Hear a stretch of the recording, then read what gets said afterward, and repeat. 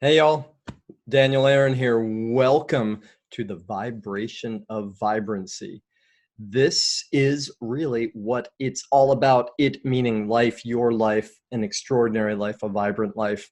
And I'm so excited to share with y'all these, I won't say secrets because, it's just natural law. It's there for all of us to see, to understand, and call it the fundamental laws that govern our lives that a lot of people don't know about, and a lot of people that do know about them are not employing and utilizing. So let's dive in, right? Let's just get right into it. There's so much that I'm excited to share with y'all today. So it's not even anymore a strange thing to say. It's not esoteric. It's not even new agey to talk about vibration, vibes, frequency.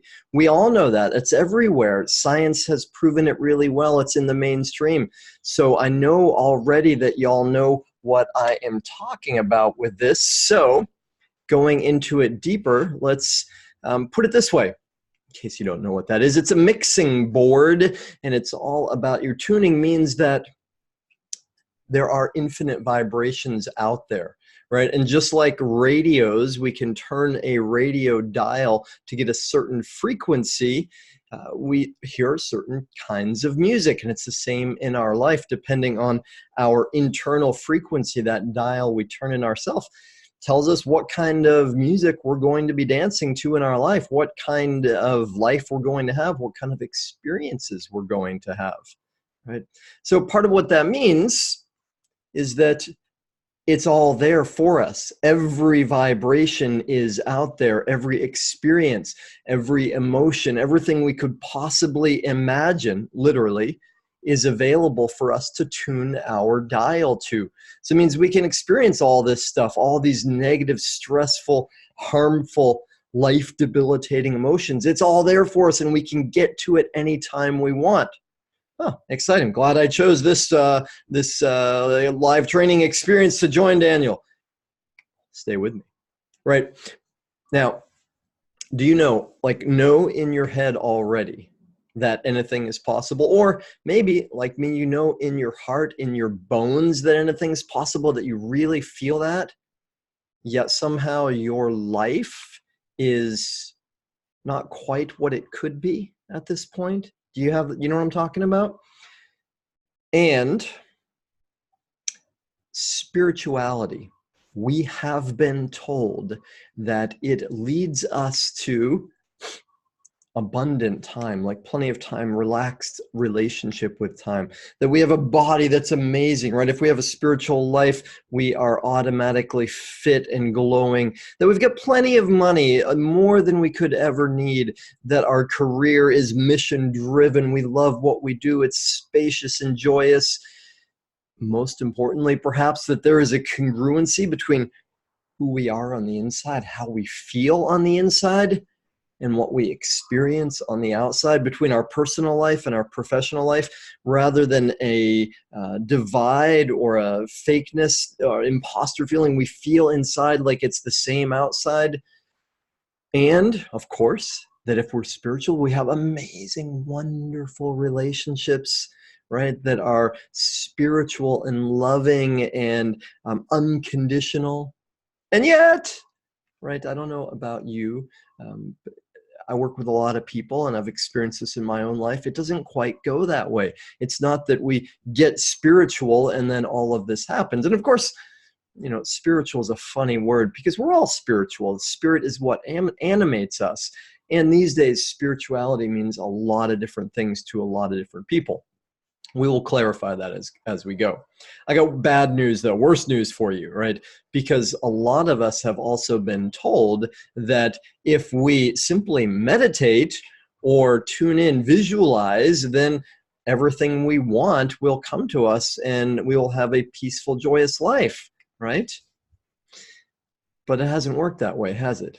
Not for most of us, right? So then, right, do you know these little characters here? Those are the Incredibles. My 12-year-old daughter would tell me, has told me. We went to Universal Studios and she pointed them out to me. Oh, cool, I like them. And what they are showing is what I call imposter syndrome, right? And that's where, and especially for coaches, teachers, healers, where on the inside we feel like, oh, I'm not good enough, I'm not spiritual enough, I'm not enlightened enough. And on the outside, we're trying to, right? And Facebook makes this really challenging these days because everybody's posting, their curated life, their most beautiful images. And we can look at that and be like, I don't feel like that, or not all the time anyway. Okay, take a breath, would you? Because I just unloaded some bad news on you. Stay with me now, because, yes, wait, what if? Actually, you've got a lot of good information. A lot of what I've just said actually is accurate and true. So what if it's really just time to put all those pieces together in your life, right? So let's go next level. This experience here today is for you if you are a spiritual seeker, like you're after awakening or evolution.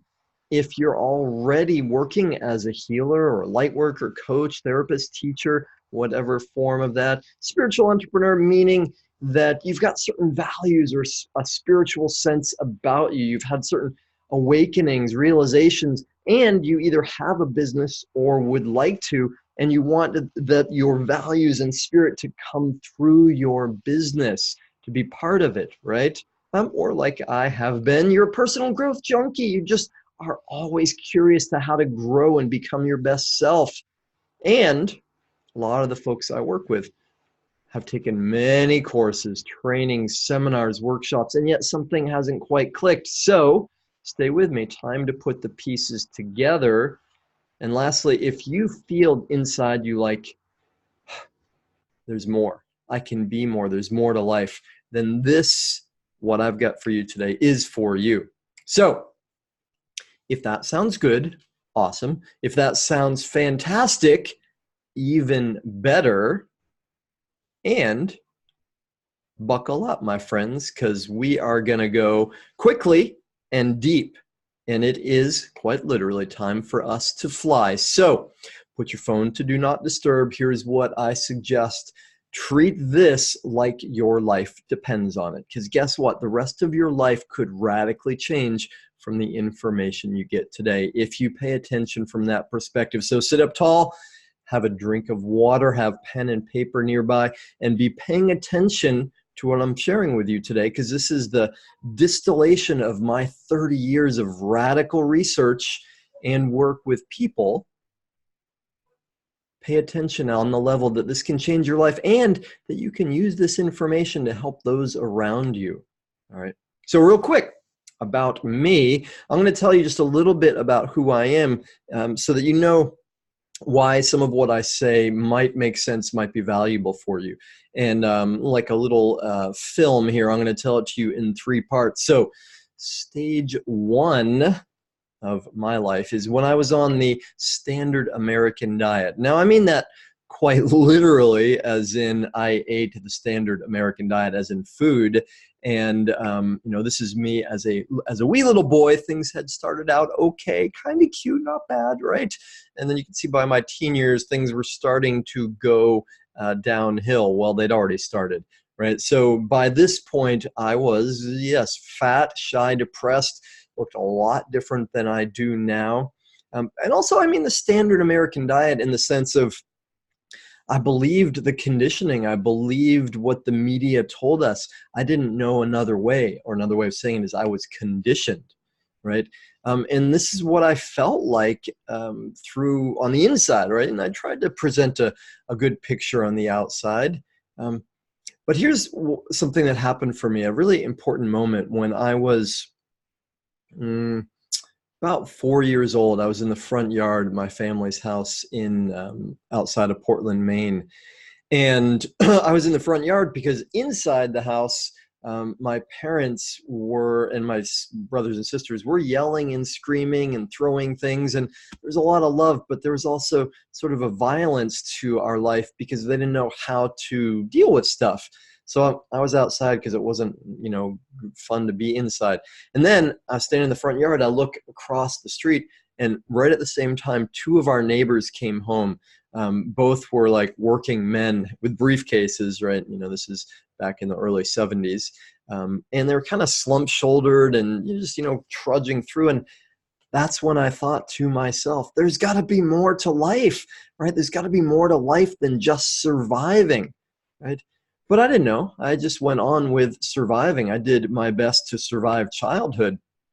When I got out from my family home, then it became my opportunity to go to college and study. And yeah, these are the things that I was into. I wanted to understand how the world worked, how I worked. There's got to be more to it, right? So I was against religion, yet somehow I knew there was more to life. And then I was a pre-law student in college right up until I discovered psychedelics, and that really changed things for me, opened my eyes, right? And that's me traveling around with the Grateful Dead in my first pseudo-spiritual entrepreneur days, 30-something years ago, right? There's a few years later when, well, actually, I got to tell you about this. So you see the car there, right?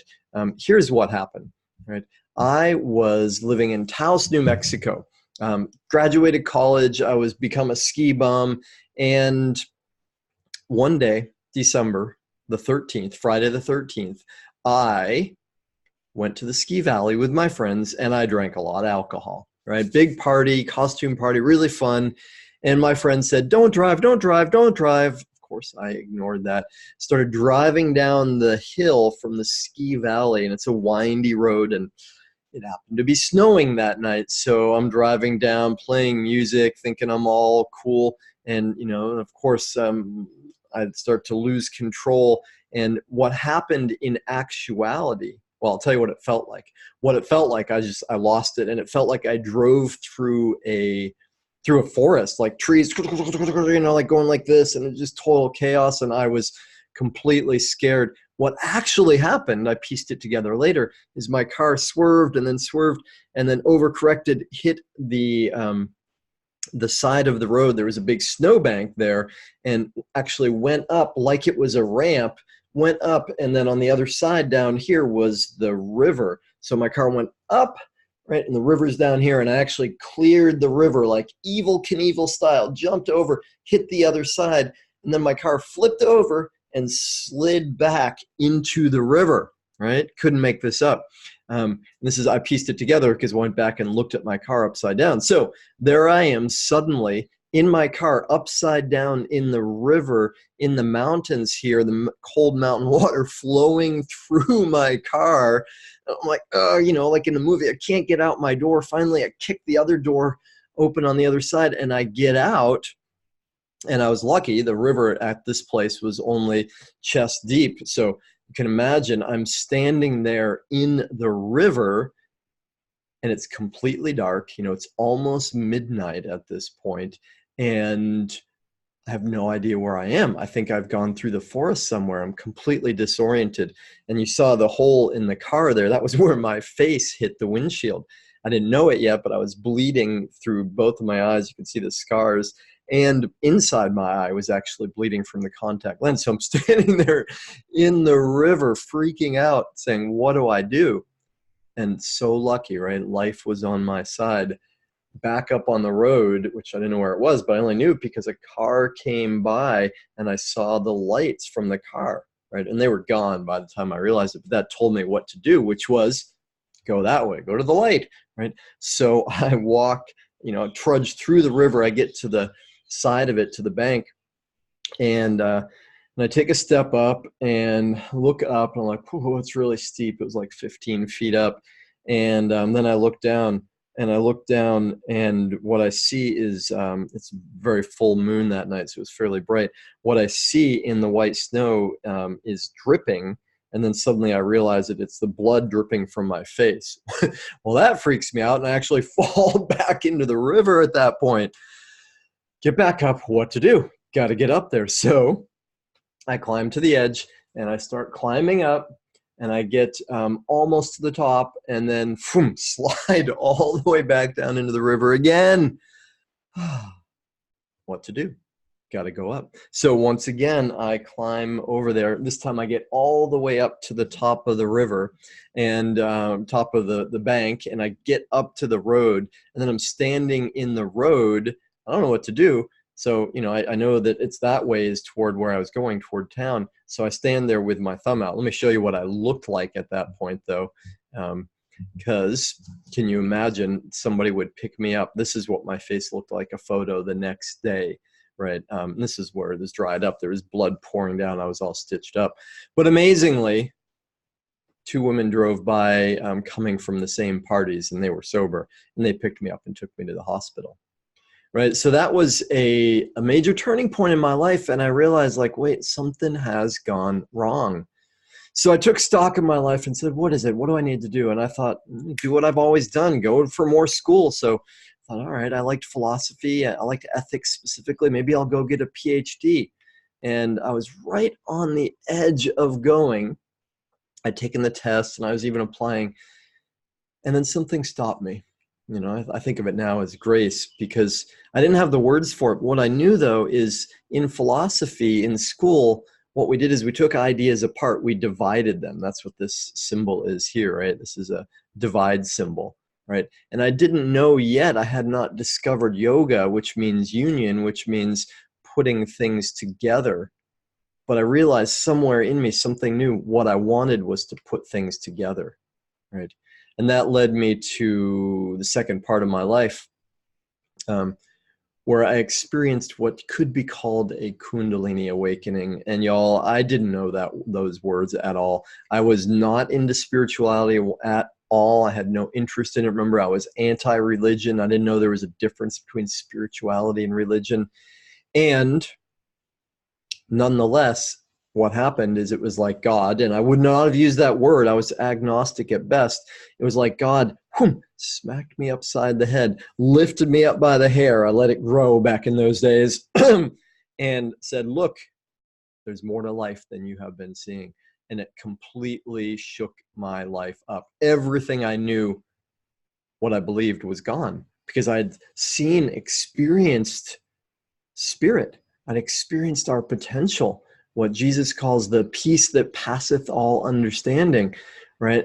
But I didn't understand it, right? There was so much going on, psychic phenomena, spiritual phenomena, that I didn't have any context for. So it was also a scary, challenging experience. So we could call it spiritual awakening, if that doesn't sound too pompous. We could also call it going crazy from the Western perspective.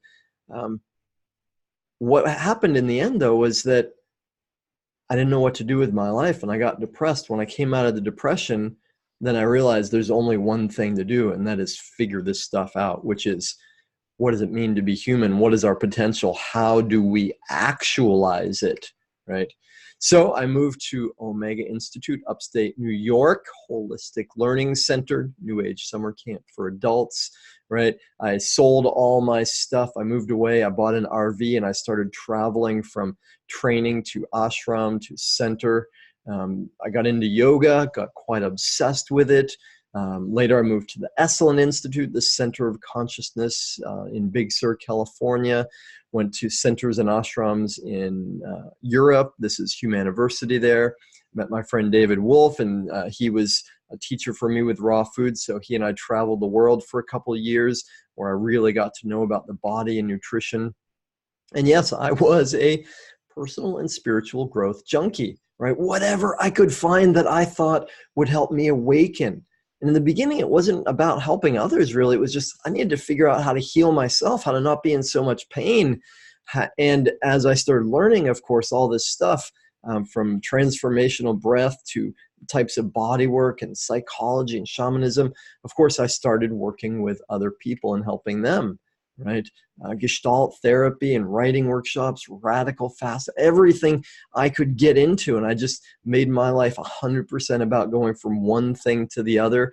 I did other work as little as I could to have enough money to do all of this stuff, right? And that really led me up to, right, a point where I was living in Spain. I was 29 years old, Saturn return for those who know. My mom said to me, Danny, that's what she still called me, when are you going to get a real job? Right? Fair question. If to her that meant lawyer or doctor. And I said, Mom, this is a real job. This is my job. And I didn't know these words yet.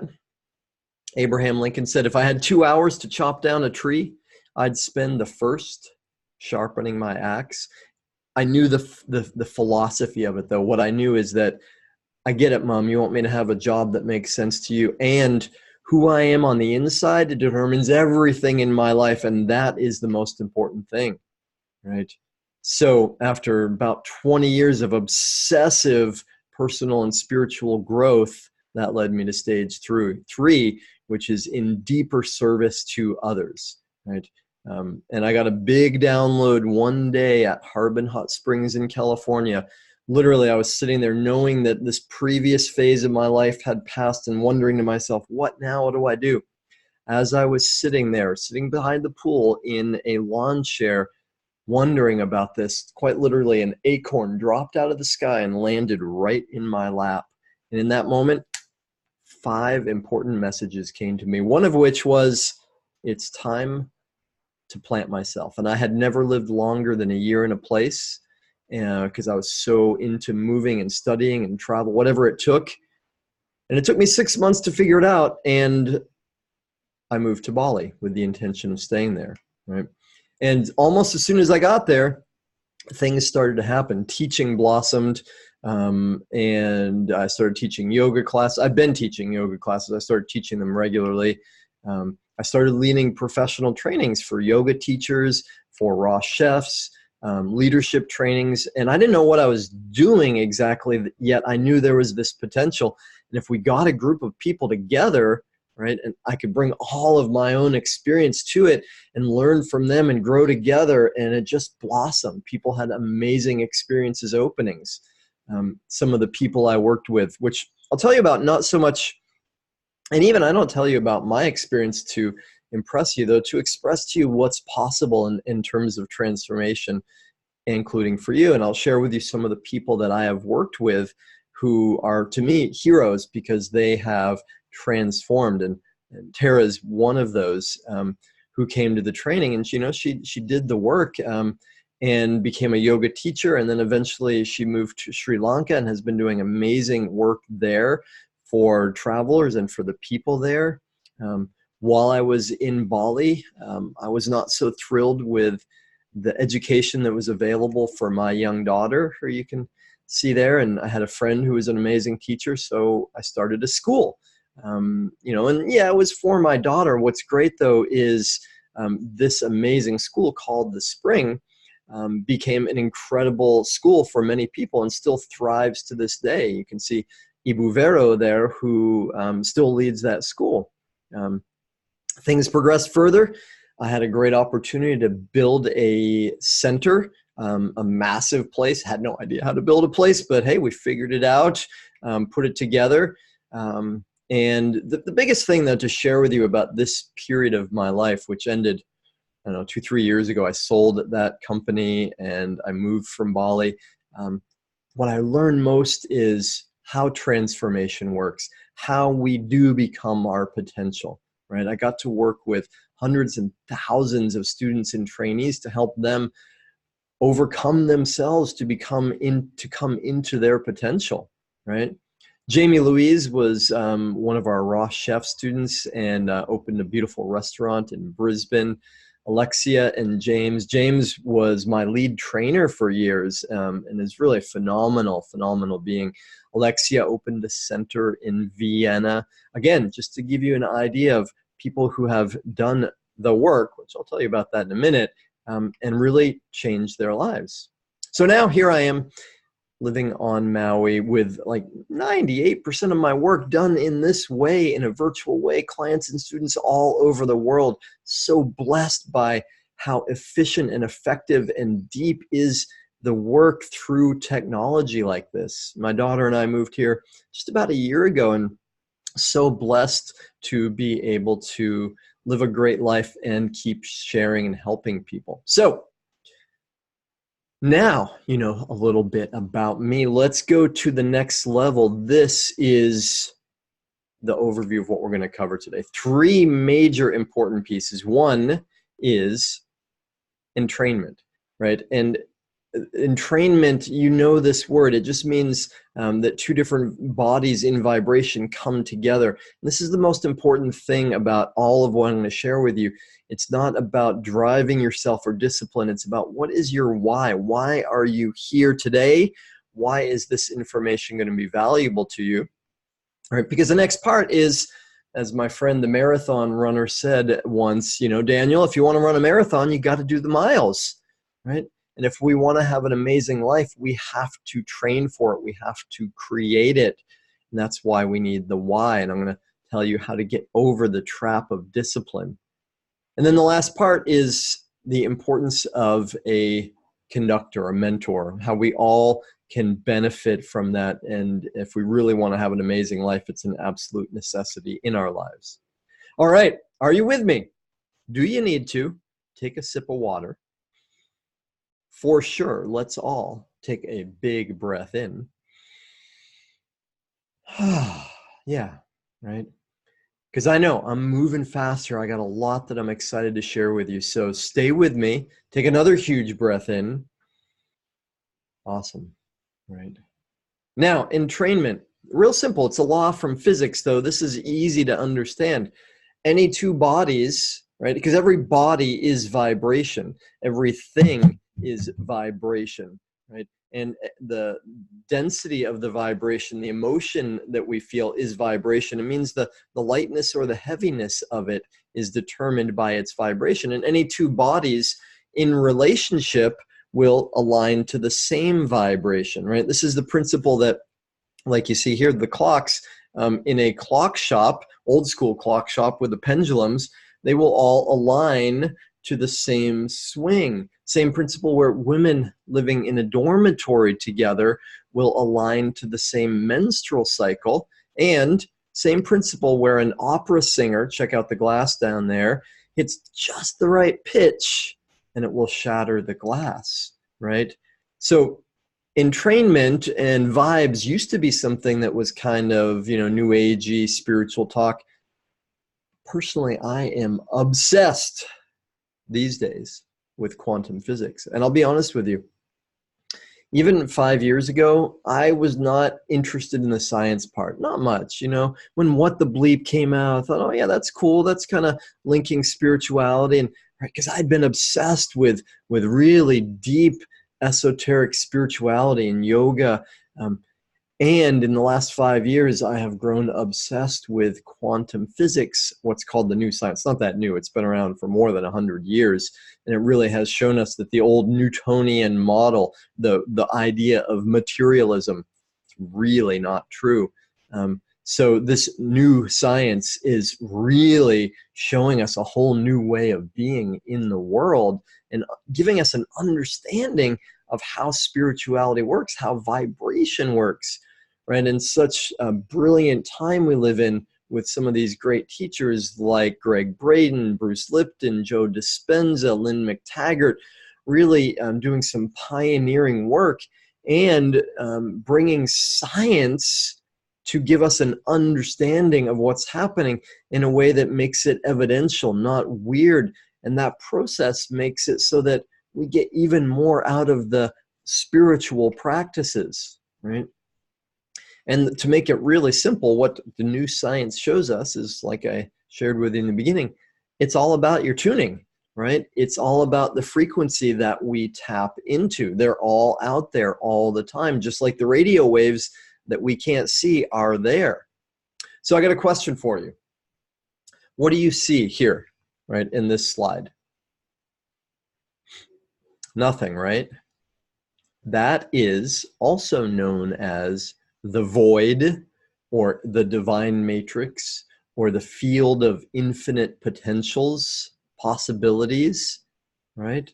Or the quantum field, right? And what we now understand in a whole new and very important way is that this is the reality, right?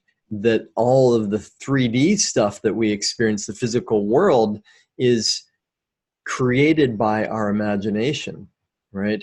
So this field of infinite potential, part of what that means is, again, it's all out there, which means depression is out there and we can tap into it at any moment. It also means joy is out there and we can tap into it at any moment. And it is simply a choice, yet it's not quite that easy for us. So I'm going to share more on that in a moment. It also means that we can, the vibration, the frequency of being really down and out is available to us at any time. And pulling ourselves up by our bootstraps is also available to us, right? Again, we can be looking down or we can be looking up, and it all starts with our internal vibration and what we tap into on the outside. When I first read this quotation, this is probably 15 years ago, I was against it. You know, the best way to predict the future is to create it. I thought, no, we're in reaction response to the world. And I have come to realize the incredible truth. And I love that we don't know if it was Abraham Lincoln, right, one of my heroes, or Peter Drucker, a great business leader.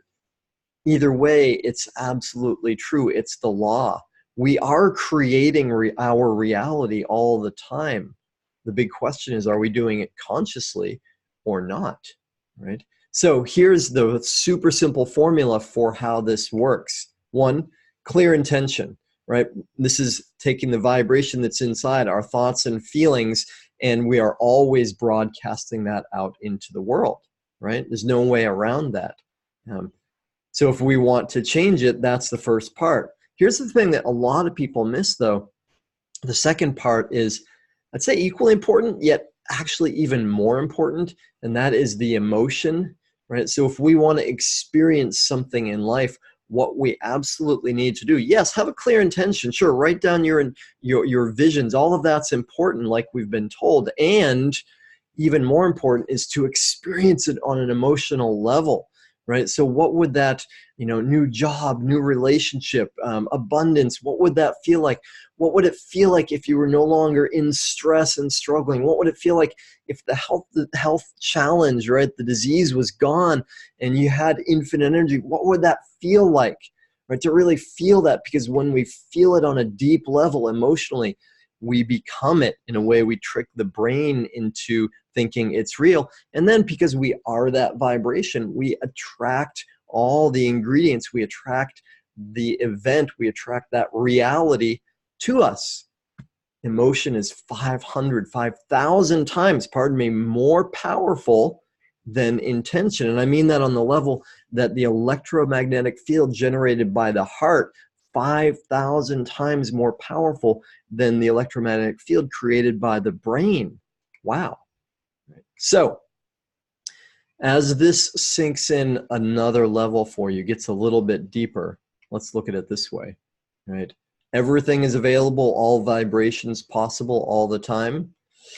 It's a bit scary, right? Because that means if we can't stop our thoughts, can't control our emotions, then we're attracting stuff to us all the time that we don't want. On the flip side, it's really empowering, because it ain't rocket science, this stuff that I'm sharing with you, right? It is a new science, but this is simple stuff. This is stuff that you can get like that.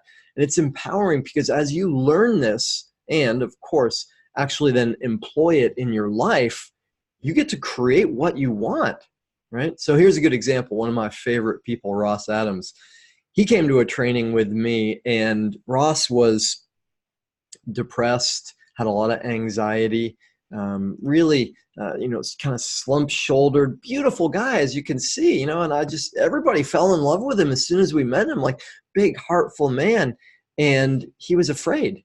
And I remember one of the first exercises we did in his training, it was so scary for him to kind of reveal himself and show himself that he told me this later, he actually hid in the bathroom in the stall, and he was crying. He didn't want to share himself with other people. And he's told other people it's not private information. He stayed with it, though, and this is why he's a hero to me, right? He stayed with it, and one of my first assignments to him, right, because it's not about information, it's about actually doing things, was to wear a cape and act like a superhero, right? And he did that, and of course it pulled his shoulders back, and he just kept going, kept doing the work. He applied the formula, right? And he got out of all that depression and anxiety. This is him a few years later, having met Mariana, his wife. They just had their second son, Benji, and amazing couple. And Ross, again, what a great hero. Now he's a teacher, found his dharma. That means he found his purpose in life. And part of what Ross shows us and teaches us, I alluded to this earlier, information, right? Just knowing stuff up here, it's not enough. Right? It's not transformation. And in case it's not obvious, the belly in the background looks a lot like what my belly used to look like, right? There's plenty of information out there about how to lose weight, how to be healthy, how to be fit. In fact, you don't even really need the information, right? Eat less, exercise more. It's pretty simple. Yet knowing that here doesn't mean that we actually apply it, right? You know what I'm talking about.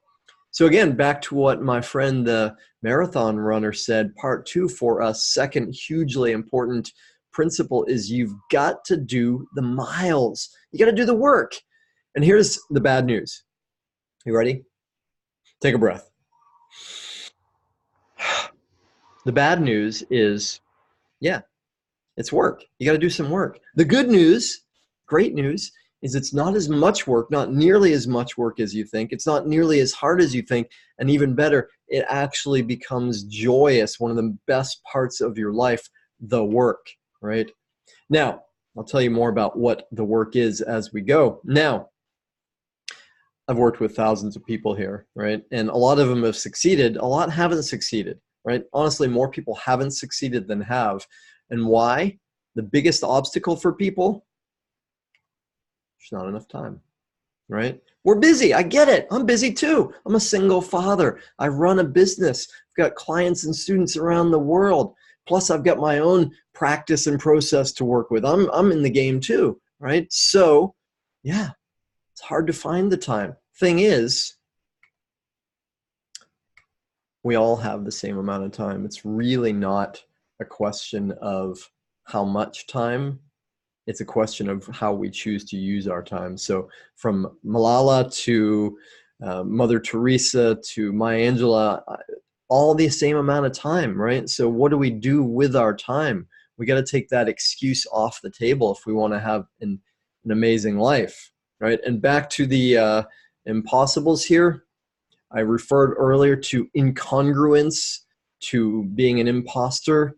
Now, tell you something. I work, a lot of the people I work with are spiritual entrepreneurs, right?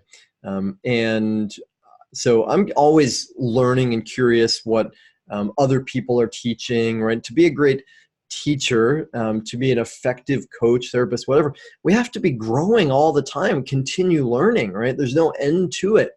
So I was doing some research recently around, you know, what do other people say about spiritual entrepreneurs? What are they doing?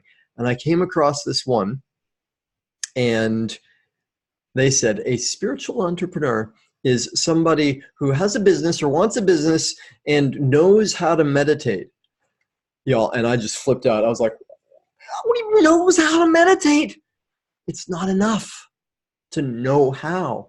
We have to actually do it if we're going to get results in our life. And check it out. I mean, the world we live in right now, there are a lot of challenges facing us, right? It's not enough for us to know things. We have to actually apply what we know. Because, one, we don't get the results we want if we don't do that. The other is, if we know something like, yeah, meditation would be good for me, and I'm not really into the word meditation. I'll give you an upgrade in a minute. Actually, I'll give it to you right now. You ready? The upgrade is this, because meditation often means for people trying not to think, and that doesn't work. Or meditation often means something I know would be good for me and I should do that I don't do. That doesn't work, right? So what I'm into, and a big part of the work, is a dynamic, creative, inward process, or a positive daily ritual that we use to heal, to create our lives, to experience our potential, right? So here's the thing. If we know something in our head and yet we're not living it, that's incongruence. That's a divide. That's a rent in our soul, and it kills us, literally. Slowly, yes, yet it kills us. It hurts, right?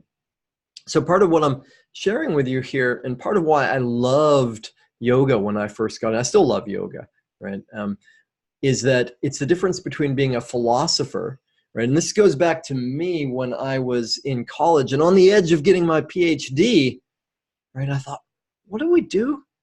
We talk about stuff. That's fun. That's interesting. You know, the ivory tower thing.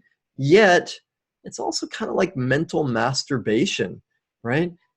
A lot of talk, but nothing actually gets done. The initiate, on the other hand, is someone who takes action, who does the work. And yoga is this beautiful, beautiful philosophy of enlightenment, of life, of vibrancy. And it's also about applying it, doing the work of it, right? So the other big challenge that happens for people, right, along with I don't have the time, is I know I should, but I can't get myself to do it. I just don't have hear it all the time, right? And I get it. Discipline is an exhaustible resource and it never works for us long term. So here's a great research study done a few years ago. I love this. Here's what the participants were told. Come in for this research study, and they came into the waiting room, and on the table was some cut radishes and some freshly baked chocolate chip cookies. Could still smell them. They were soft. So to some of the participants, they said, enjoy, have whatever you like here. We'll be with you in a minute. Right? To others, they said, enjoy as much as you want of the radishes. Please don't eat any of the chocolate chip cookies. We'll be with you in a minute. Right? So all of us were hardwired to crave those hot, sugary, fat chocolate chip cookies, the smell getting to us. So the people that didn't have any, they exercised their discipline, right, not to do it, right? What they were measuring actually is the second part. They brought them in and had them do some puzzles, kind of mind things. And they were, what they measured is how well the people did on those puzzles, how long they stayed with the challenges, the exercises. And here's the rub, the interesting piece. The people that didn't have to exert any discipline going in there, they ate cookies or radish, whatever they wanted, they had more focus, more ability to stay with the mental challenges of the exercises by far compared to the ones that exhausted their discipline not eating the cookies. And then when they got to the challenge of the mental exercises, they gave up quickly because it was hard, right? And they'd already lost their discipline. Now, the same is true for us in our lives. If we have to force ourselves to do something, we're not going to be able to do it for very long. So let's take this to the next level, right? And we're coming into the last part of this, and we're going to bring it home, y'all. So can you hang in there for another couple minutes? Take a big breath. I'm going to bring this all together for you, right? Thermostat. You know what a thermostat is, right? We're in North America, so you can see Fahrenheit listed there. Thermostat, imagine with an air conditioner. You set it to 68 degrees. That's how you want the temperature to be. So the air conditioner kicks on, and it takes the ambient temperature all the way down to 68 degrees. And then the air conditioner keeps going, and it brings the temperature down to maybe 65, 64 degrees. At that point, the thermostat says, oh, it's gotten colder than we set it for, communicates to the air conditioner, click, air conditioner shuts off. Then, because the air conditioner is not working, the outside temperature is hotter, it starts to creep back up, 65, 66, 67, gets up to 68, and then it keeps going, 69, 70, gets up to 72, say, and then the thermostat says, oh, it's getting hot, communicates to the air conditioner, turn on, and that brings the temperature down. So really, we set it to 68, but it goes from 64 up to 72. That's the range. Why am I telling you about this? Because human beings are the same, right? We have a set point, a vibrational set point, which says, this is how happy I am. This is how wealthy I am. This is how healthy I am. And as we go along in life, so we're cruising along, and then something great happens, right? We get a date, or we get married with somebody that we really love. And so it goes up, our vibration goes up. but then it comes back down, right? It'll go up for a few days, weeks, months, maybe, and then it will always come back down because that's the way it works, right? Why is that? Right? Because there is a part of all of us that is survival oriented. I call it human animal. Some call it ego, right? And that part of us is only interested in keeping things the same because to it, and this is hardwired way back, built in us biologically, thousands of years ago, we learned this and it's still in our biology, that any change in the environment, inside or outside, is dangerous. It could mean that we're going to die. That's what we learned, right? So, good news is the other side is there also, right? The spirit part that's interested in transformation, that brought you here today, that knows that we are eternal. That part is not just looking to survive, it's looking to thrive, it's looking to grow. We have both parts, and it's so important to know this. When we understand this thermostat effect, then we can overcome it, and only then, right? So let me give you one more example of how that works. Right, this simple graph on the left side, the vertical, that's energy or vibration, frequency. On the other side is time. And here's how this works in our life. As we cruise through our life, right, everything, stays in that little bandwidth. And then an event happens, right? Something that is big. And whenever there's an event, the end of that is an emotion. So you can see in the red circle there, right? The amplitude of energy is bigger. That's an event. That might be there was something scary or traumatic that happened in our life. And when that happens, the energy gets bigger. The emotion leads to something really important. Oops. What the emotion leads to is heightened energy. And from there, we form beliefs and we make decisions. Beliefs about how the world is, how we are, and we make decisions about how we're going to live our lives. In other words, we make a decision about what am I going to do to avoid that painful emotion in the future, right? And this is why things like just having an intention, just having affirmations, wishing well, visualizing doesn't actually work, right?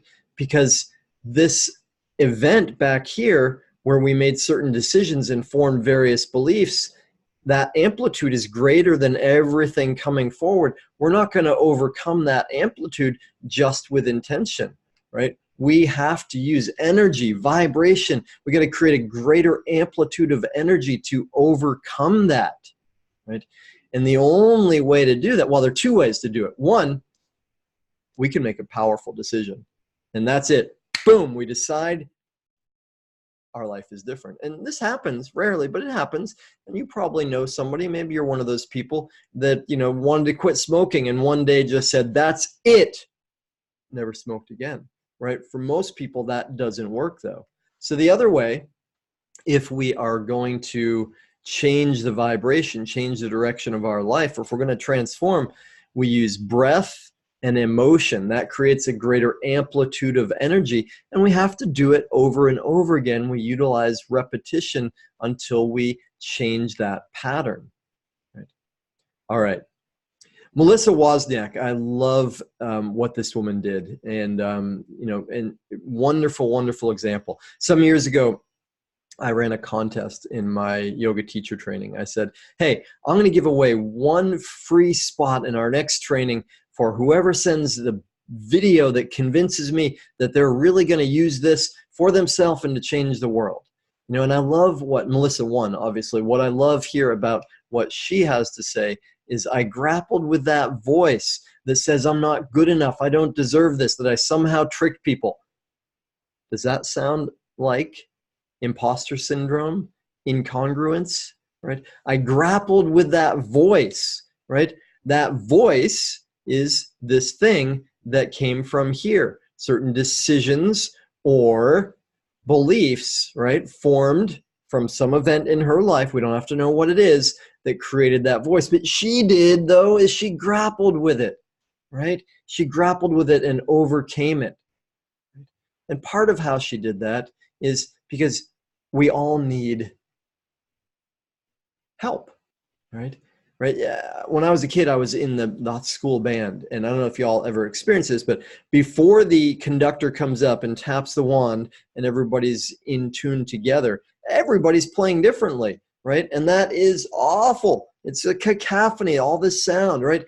But when the conductor brings everybody together, then we can get amazing music. In Sanskrit, there's a word satsang. Sat means truth, sang or anga means an arm or gathering. So a satsang is a gathering of people in the name of truth. Two of my greatest heroes here, Mahatma Gandhi and Martin Luther King Jr., they knew about the power of a group. Jesus said it this way: when two or more gather in my name, then I will be there. Right? There is a great power in coming together for a specific purpose. Right? And how does it work when you're at an incredible concert? Right? Where the vibes that are coming from the band are so cool that everybody gets in alignment and it's just this amazing experience. Well, that's the band getting aligned together and transmitting out vibration to others. Incredible stuff going on, y'all, these days in this world. Here is the HeartMath Institute giving a little picture of what coherence means, or congruency, right? And the way that works, they're doing amazing, amazing work, really researching and explaining this these days on a scientific level. Again, when we create congruence between our heart and our brain, then we have congruence inside ourselves. Completely changes our life and our experience. When we get a group of people together that creates that congruence, like those examples I just showed you, that's really powerful, right? When we get a society together, that takes it to a whole nother level, right? Another way of explaining this vibrational principle here is the concept of mentoring, right? So like this young woman is learning from an experienced woman. She's not having to struggle with it herself. She's getting the download, getting some help from someone who's got a little more experience. Just like Oprah credits Maya Angelou with being her mentor and helping her become who she is now, right? In NLP, they talk about it, neuro-linguistic programming, they talk about a similar principle in just a little different way. Modeling means that you, not modeling, these are beautiful women, but I don't mean modeling as in showing, modeling as in looking at an example and learning from that, becoming like that.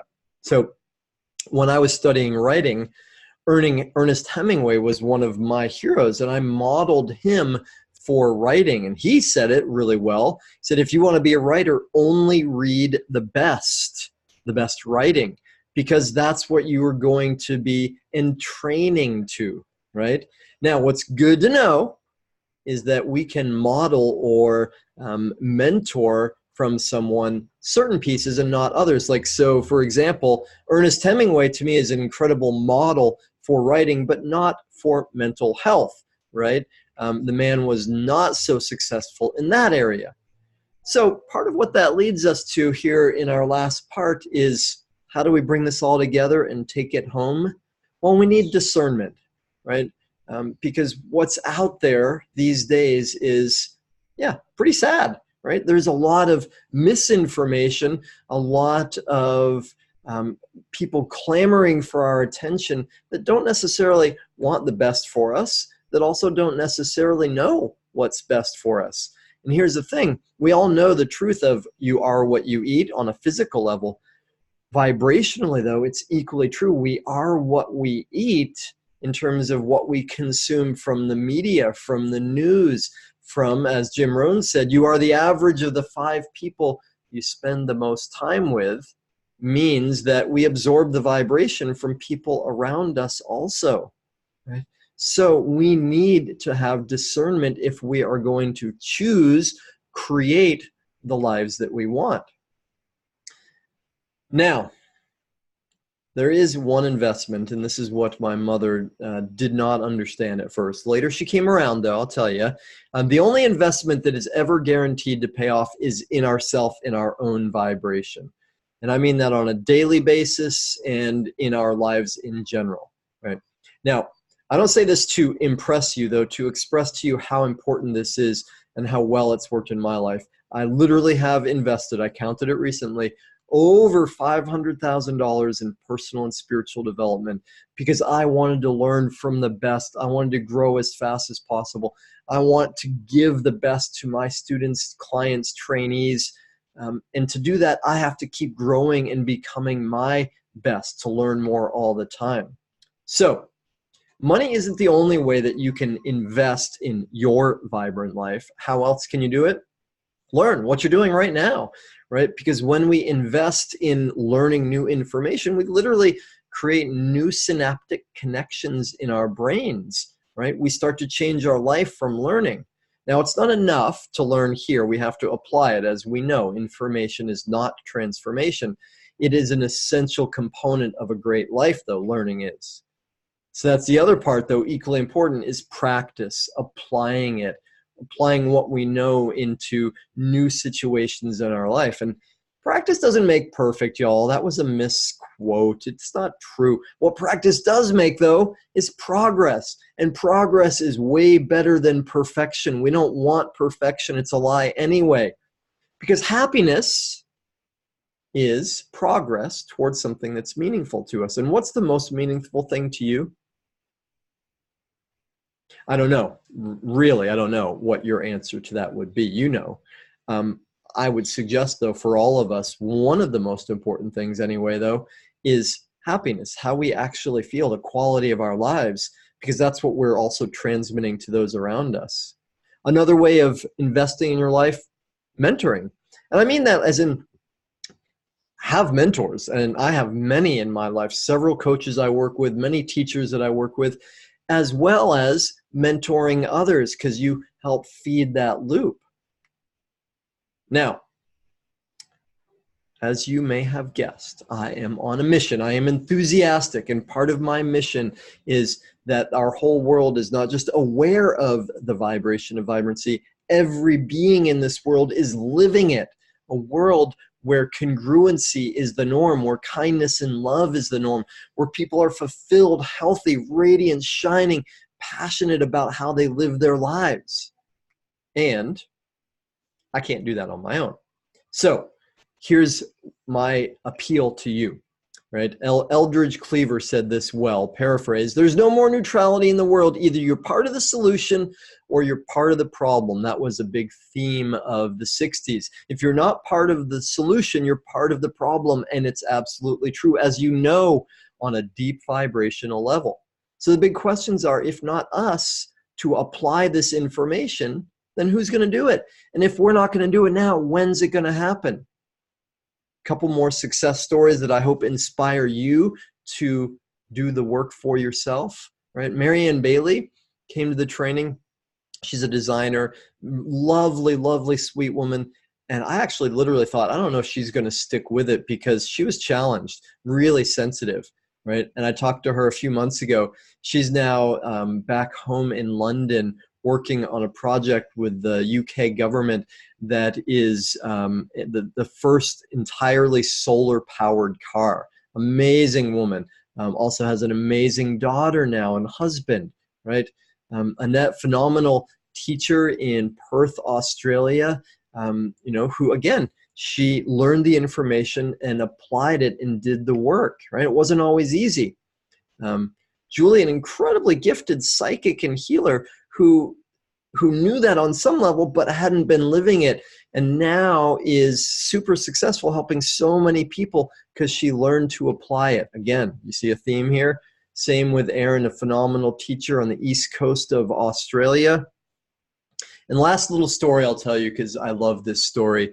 Agnes is not her real name because she's a bit famous. I want to keep her privacy. You'd know her.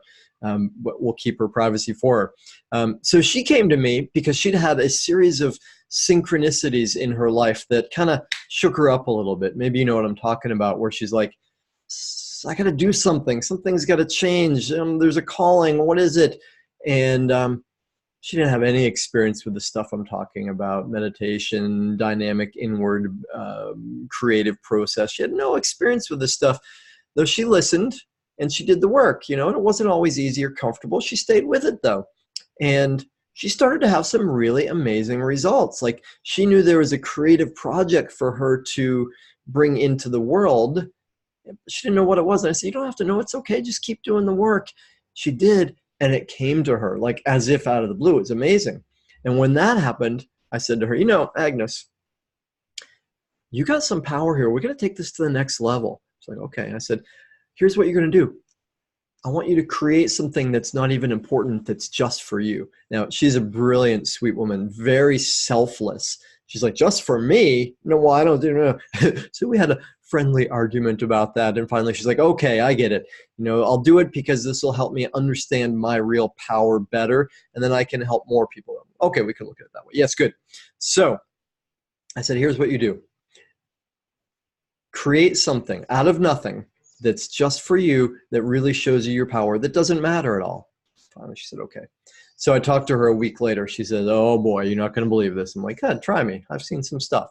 And she said, so after we spoke, I thought, all right, what am I going to create? I'm going to create somebody delivering flowers to me, right? She's like, could happen, but almost never happens, right? And I haven't had flowers delivered to me in years and years and years and years. There's nobody that would do it. It's not a holiday. So she applied the formula, clear intention, elevated emotion, and next day, no flowers, right? Okay, so applied the formula, next day, no flowers. So she's thinking to herself, well, maybe this doesn't work. Doubt gets in the way. She's thinking, maybe this. Then she says, oh, maybe I'll just have flowers sent to someone near me. That'll be good enough. Like, as if the universe can't deliver flowers to her, right? So what happens the next day? She's at work finishing her show. She's in the booth there in the glass. Through the glass, she sees her coworker about to come on, is sitting in the waiting room. And then she sees him go out and answers a phone, then goes down to the lobby, then comes back up with this big thing of flowers, a big bouquet of flowers, whole presentation. And right away, she knew. Yeah, they had been delivered for her. And why? Like in 3D, what was the reason? She was supposed to interview someone 2 months before. They canceled at the last minute. Later felt like it was a bit rude of them, so they sent her flowers as a thank you and an apology 2 months later, right? Can't make that up. So here's the thing, y'all. We're about to finish up.